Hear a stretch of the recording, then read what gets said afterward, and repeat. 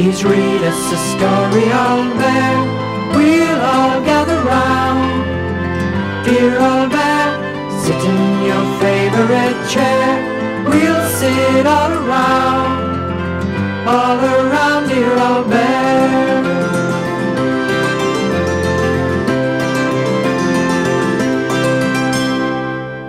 It was winter, and in the night, snow had covered everything in the garden.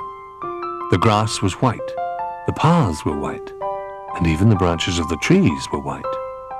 All the toys had wrapped up warmly in scarves and hats and were playing outside in the snow. Little Bear and Rabbit were throwing snowballs at the icicles hanging from the garden shed. Ruff was busy burying the fallen icicles in the snow.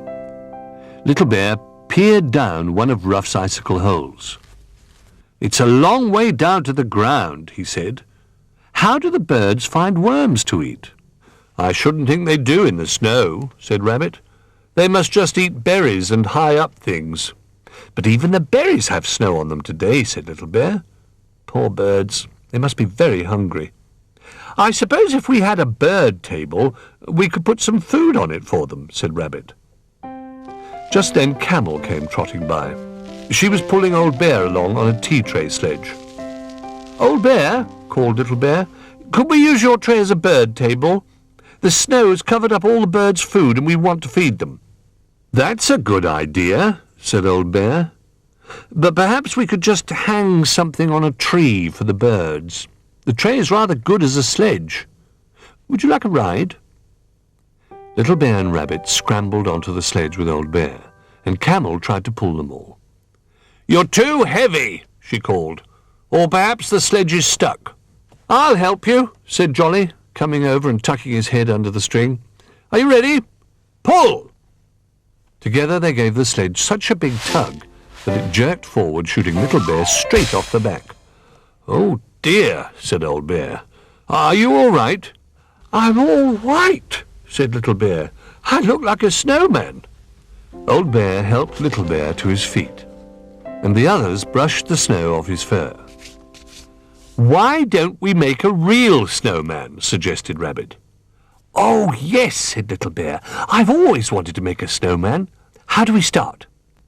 "Well," said Old Bear, "first you pat some snow into a snowball shape, like this." And he held up a small round lump of snow. "Then you roll the snowball along, and it grows bigger and bigger as it picks up more and more snow. This snowball can be the body of the snowman. Now you make a smaller one for the head." The toys rolled the two big snowballs round and round the garden, making wiggly paths all over the lawn. Then, when the snowballs were the right size, they lifted up the smaller one on top of the bigger one. Old Bear patted snow around the neck to help hold it on. Little Bear found some pebbles for the eyes and mouth, and Rabbit fetched a carrot from the kitchen for the nose. Ruff was trying to make his own snowballs. "They won't stay round," he barked. "They keep turning themselves into sausage shapes." "But that's perfect," said Bramwell. "We'll use them as arms for our snowman. Has anyone got a hat?" It was too cold for anyone to spare a hat. "I don't think mine would be big enough anyway," said Duck. "Perhaps we could give him hair instead," suggested Little Bear. "There are plenty of twigs we could use." So Little Bear and Duck collected a big bundle of twigs and carried them back to the snowman.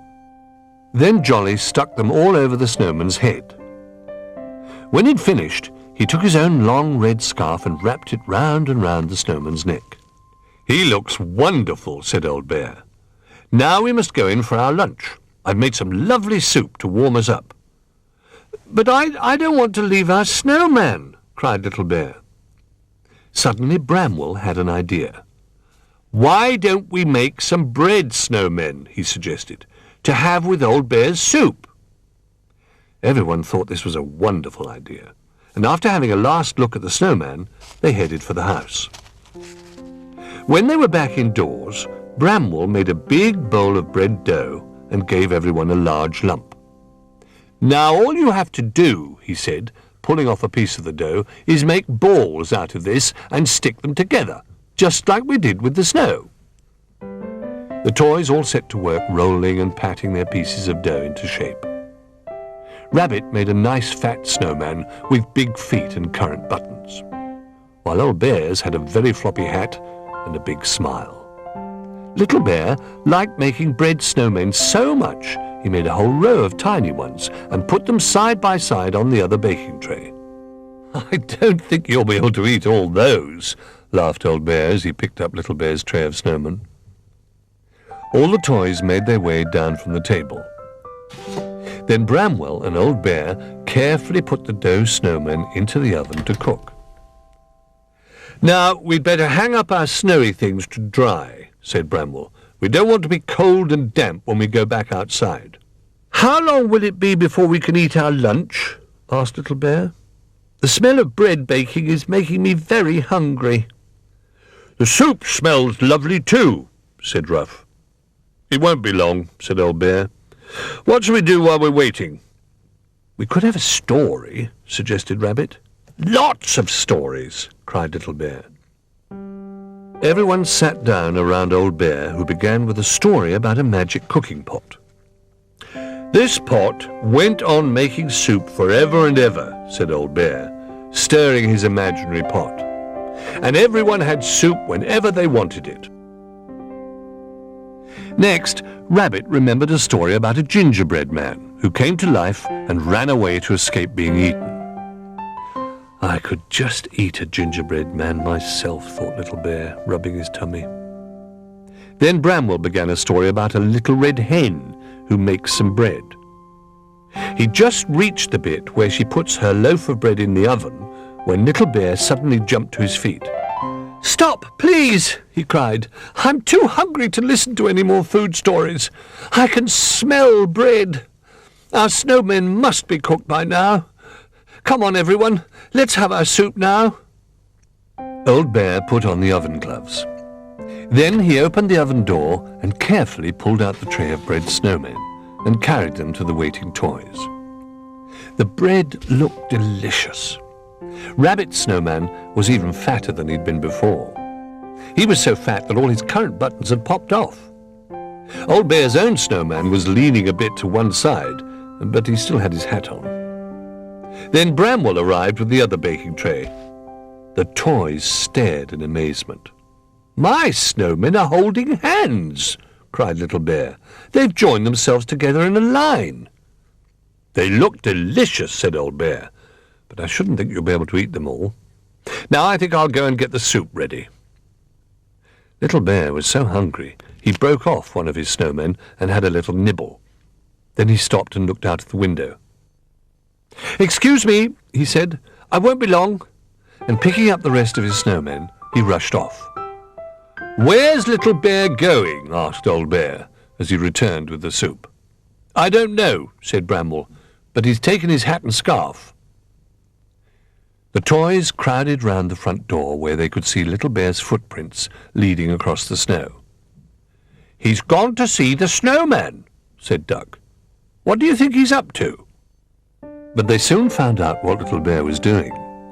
He'd climbed up to the snowman's head and was hanging the row of bread men from the twigs the toys had used for hair. "Hello, everyone," he called when he saw the others. "I thought I'd give these to the birds because their food is hidden under the snow." "That's a lovely idea," said Old Bear. "They'll be very pleased." Little Bear looked up at the sky. "Why aren't they coming now?" he asked. "They must be hungry." "They'll come and eat when we go back indoors," said Bramwell. "We can watch them from the window." "While we have our lunch?" asked Little Bear. "That's right," said Jolly. "Now come on, Little Bear, I'll help you down. Your snowman and soup are waiting for you." "And you must be almost as hungry as the birds," laughed Bramwell.